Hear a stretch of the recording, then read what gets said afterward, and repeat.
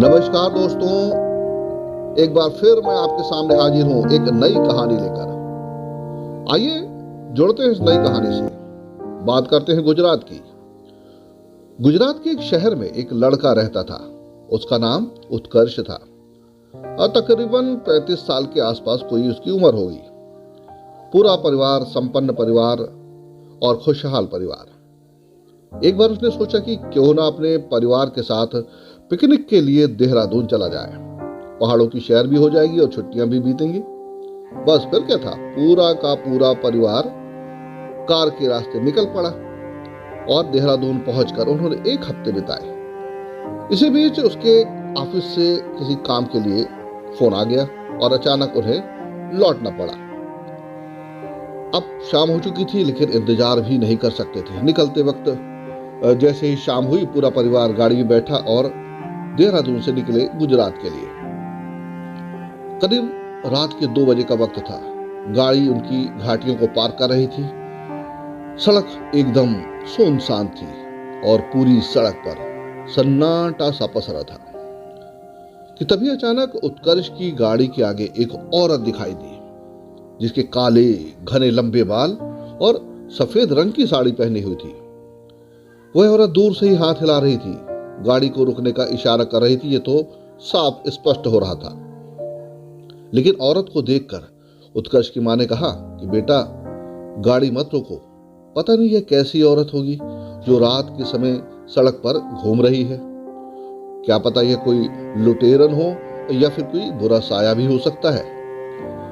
लेकिन जब तक ये बातें हुई तब तक गाड़ी उस औरत के पास पहुंच गई थी और अचानक गाड़ी पे ब्रेक लगा। औरत जोर जोर से गाड़ी का दरवाजा पीटने लगी। उसको देखकर ऐसा लग रहा था कि मानो वह बहुत मुसीबत में फंसी हो। उत्कर्ष की मां बोली, बेटा, गाड़ी का दरवाजा मत खोलना।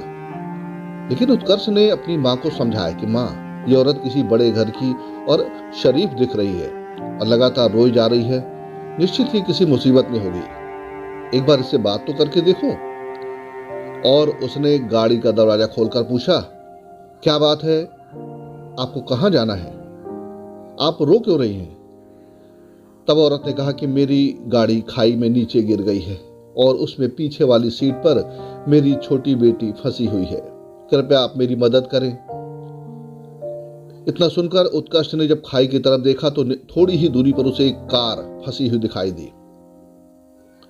पूरा परिवार दौड़ पड़ा उस कार की तरफ। उत्कर्ष नीचे उतरा, धीरे धीरे सधे कदमों से, रात के अंधेरे में ही सही, उस नीचे गिरी हुई कार के पास पहुंचा। लेकिन कार का दरवाजा नहीं खुल रहा था। किसी तरह उसने एक ईंट उठाई और पीट कर गाड़ी का कांच तोड़ दिया और बड़ी ही सावधानी से एक लड़की को उतारा जो लगातार रोई जा रही थी। उसने कहा कि अब मत रो बेटा, तुम्हारी मम्मी पीछे ही खड़ी हैं, अपनी मम्मी के पास आ जाओ। लेकिन वो लड़की लगातार रोई जा रही थी और बात बात में मम्मी मम्मी की आवाज लगा रही थी। उत्कर्ष ने उसे अपनी गोद में उठाया और ऊपर आने लगा। तभी उसकी निगाह गाड़ी के अंदर पड़ी। उसने देखा कि ड्राइविंग सीट पर एक कुछ धुंधला सा दिखाई दे रहा है। वो एक बार फिर वहां पहुंचा और कांच तोड़कर देखा तो सीट पर एक औरत थी जिसका माथा फूट चुका था, बहुत सारा खून निकल चुका था। जब उसने उसकी नब्ज टटोली तो पता हुआ कि वह औरत मर चुकी है। लेकिन ये क्या, उसे कुछ शंका हुई। उसने पीछे मुड़कर देखा कि यह तो वही औरत है जो उससे मदद मांग रही है और ऊपर खड़ी है।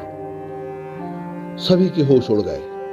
पूरा परिवार इकट्ठा था, लेकिन दहशत में था। यह भयानक दृश्य सब देख रहे थे कि जो औरत मर चुकी थी उसी ने उस परिवार से मदद लेकर अपनी बच्ची को बचाया। लेकिन थोड़ी देर बाद वहां पर उन्हें कोई औरत नहीं दिखाई दी। उत्कर्ष ने आवाज भी लगाई तो भी वहां पर कोई नजर नहीं आया। बाद में पूरे परिवार ने इस घटना की सूचना पुलिस को दी और उस बच्ची को लेकर वो अपने घर वापस अपने शहर गुजरात लौट आए। बाद में उत्कर्ष ने बताया कि वह लड़की आज भी उनके साथ एक पारिवारिक हिस्सा की तरह रहती है। लेकिन उसके बाद उस लड़की की मां ना तो कहीं उन्हें नजर आई और ना ही उसने कहीं परेशान किया। तो दोस्तों, ये थी कहानी जो माँ की ममता से जुड़ी हुई थी। कैसी लगी ये कहानी आप ज़रूर हमें बताइएगा। और हाँ, हमारे चैनल को सब्सक्राइब और लाइक करना मत भूलिएगा। हम लगातार आपसे मिलते रहेंगे, हमेशा कुछ नई अच्छी मनोरंजक कहानियों के साथ। तब तक के लिए मुझे इजाज़त दें। नमस्कार।